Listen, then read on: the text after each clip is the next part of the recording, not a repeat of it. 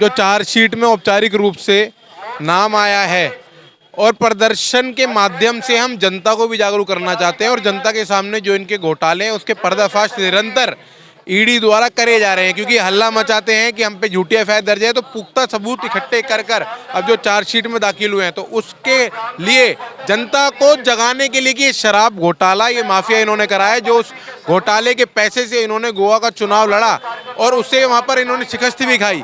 लेकिन जो ये घोटाले हैं, जो घोटालेबाज सरकार है, इनका घोटालों का सार्वजनिक चेहरा जनता के सामने आए और प्रदर्शन के माध्यम से हम ये संकेत देना चाहते हैं कि आपके घोटाले, ये भ्रष्टाचार दिल्ली में नहीं चलेंगे। दिल्ली की जनता आपको इसका सबक देगी और सबक दे भी रही है। लेकिन 1.5 साल 2 साल हो गया शराब नीति पर अरविंद केजरीवाल को बीजेपी घेर रही है, लेकिन उसका नतीजा क्या हुआ? एमसीडी में जो बीजेपी मात खा गई है आम आदमी पार्टी से। उसका नतीजा आप देखिए, उसका नतीजा ये हुआ कि जिस दिन एलजीआई ने सीबीआई की इंक्वायरी दी उस दिन इन्होंने वो शराब नीति निरस्त करके पुरानी शराब नीति वापसी लाए। अगर उसमें घोटाला नहीं था तो उसको सुचारू रूप से चलने देते। दूसरे कारण आपने कहा कि बीजेपी एमसीडी में हार गई। मैं आपको बताना चाहता हूं, इनके बड़े बड़े प्रवक्ता, बड़े बड़े नेता ये कहते थे कि बीजेपी की 30 सीटें आएंगी, 40 सीटें आएंगी, हमारी बीजेपी की 105 सीटें हैं। हम मानते हैं कि हम सत्ता के समीकरण में वहां तक नहीं पहुंच पाए सरकारें बनाने तक, लेकिन 15 साल की सत्ता में होने के बावजूद भी दिल्ली 105 सीटों में आई है।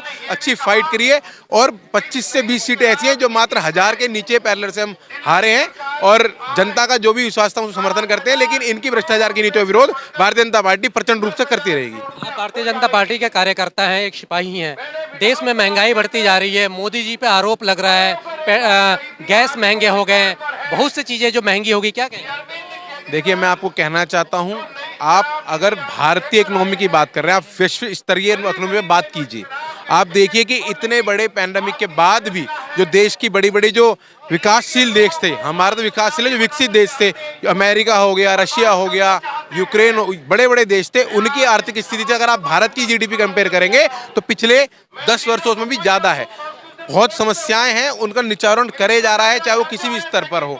तो थोड़ा बहुत अप डाउन चलता है, मगर आप ओवरऑल वर्ल्ड अगर आज की समीकरण को देखें तो भारत उनमें सबसे प्रथम स्थान अग्रिम श्रेणी पे आकर खड़ा हो गया। तो आरोप मोदी जो है उन पे आरोप लगा रहे हैं। इन पे इनकी जमीन खिसक चुकी है, इन्हें बेफिजूल के आरोप लगाने। इन्होंने ये भी कहा था कि एलआईसी ने अपने सारे शेयर अडानी जी के मार्केट में लगा दिए, लेकिन आपने देखा होगा कि 0.1% से भी कम की फंडिंग एलआईसी ने अडानी ग्रुप में की थी। और वो एक बिजनेसमैन है, कुछ नीतियां होती हैं, बिजनेस ग्रोथ पे जाता है, बिजनेस डाउन जाता है, लेकिन जिन्हें आरोप लगाना है वो आरोप लगेंगे।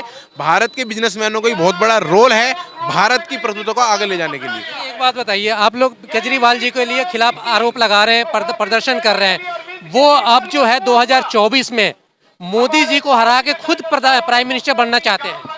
ये तो हवाई सपने हैं, जिनका एक लोकसभा का एमपी नहीं है। बच्चा कुचा एक एमपी इनका पंजाब में था और इनकी सरकार बनने के 3 महीने बाद के उपचुनाव में वो धराशायी हो गई। जिनका एक एमपी लोकसभा में नहीं है वो मोदी जी के हराने की बातें करते हैं। तो ये तो कहते हैं कि मुंगेरी लाल के हलीज सपने देख कर आए। तो उत्तराखंड में भी सरकार बना रहे थे, जैन की जमानत जब्त हो गई है। गोवा में सरकार बना रहे थे, जैन की जमानत जब्त हो गई।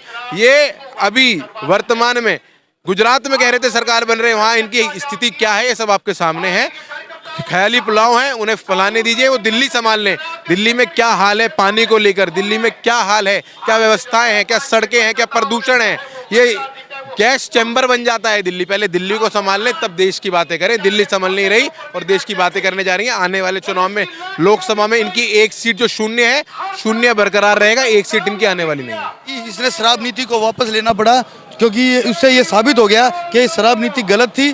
और अभी जो प्रदर्शन हो रहा है ये इसलिए हुआ है कि ईडी ने अब ये स्पष्ट हो गया है कि ये घोटाले में अरविंद केजरीवाल जी भी शामिल थे और उसके इस्तीफे की जो मांग हम कर रहे हैं और ये अब हमारी मांग है। इस्तीफे की मांग ही होती रहेगी या कार्रवाई भी होगी मुख्यमंत्री पे? देखो, ये जन आंदोलन है, जनता जाग रही है। आंदोलन ये अब और भी बड़ा रूप लेगा और ये कार्रवाई जनता आपकी बार करेगी इनको। देखिए, जो आज का हमारा प्रदर्शन है केजरीवाल की नीतियों के खिलाफ है, भ्रष्ट केजरीवाल के खिलाफ है। हम दिल्ली की जनता को आज बताने आए हैं जो दिल्ली के अंदर जो शराब का घोटाला हुआ, अरविंद केजरीवाल जी और मनीष सिसोदिया जी इसमें डायरेक्ट इंजल्ड हैं। उन्हीं के इशारे पर ये सारा घोटाला हुआ। ये लोग शामिल हैं। और आज हम दिल्ली की जनता को बताने आए हैं, हम इस्तीफे की डिमांड करने आए हैं कि केजरीवाल और मनीष सिसोदिया कितने भ्रष्ट हैं। जितने आरोप केजरीवाल पे लग रहा है, मनीष सिसोदिया पे लग रहा है, उतना ही उनकी पार्टी जो है दिल्ली में बढ़ती जा रही है। देखो, ये जो पार्टी जो बढ़ती जा रही है, जो है ना, जो कब तक बढ़ेगी ये कब तक बढ़ेगी? एक ना एक दिन पाप का घड़ा फूटता जरूर है। इनका पाप का घड़ा भर चुका है, अब ये घड़ा फूटने वाला है। इनकी जो अराजकता की नीति है, इनकी जो गलत नीतियों के कारण अब ये दिल्ली जो है, केजरीवाल जो है दिल्ली से भाग जाएगा, चला जाएगा। हम ये प्रदर्शन करते रहेंगे इसके खिलाफ। लेकिन 8 साल हो गए, 8 साल में तो भागा नहीं, उनका ग्राफ बढ़ता ही जा रहा है। जो ग्राफ बढ़ता जा रहा है, मैं कह रहा हूँ पाप का घड़ा धीरे धीरे बढ़ता है, जब पूरा घड़ा भर जाता है तभी वो फूटता है। अब इसका घड़ा बढ़ चुका है, पूरा भर चुका है, अब ये पाप का घड़ा फूटने वाला है। ये दिल्ली से इसको जाना पड़ेगा।